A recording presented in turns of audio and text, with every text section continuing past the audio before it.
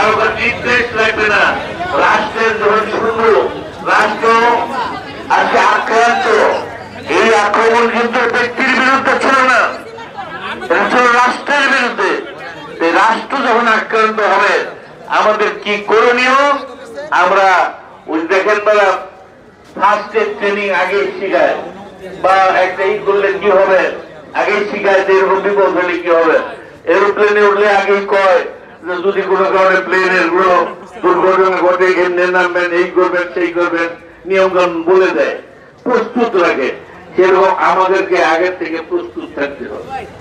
ওরা সাময়িক পরাজয় ওদের হয়েছে, ওরা ৭১-এর সেই প্রতিশোধ নেওয়ার জন্য তারা বারবার আমাদের এই শকুনির মতো পতাকাকে খামচে ধরেছে। আমরা মনে করি ভবিষ্যতে ধরবে। অতীত ৭১ সালে যেমনি আমরা পরাজিত করেছি, ইনশাল্লাহ এইবার পরাজিত করেছি, বীরটা এবার উৎসাহে ফেলতে হবে, শুধু পরাজিত করলে হবে।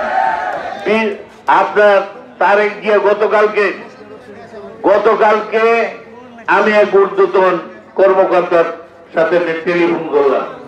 আমাদের অনুরোধ স্যার কিছু শোনেন।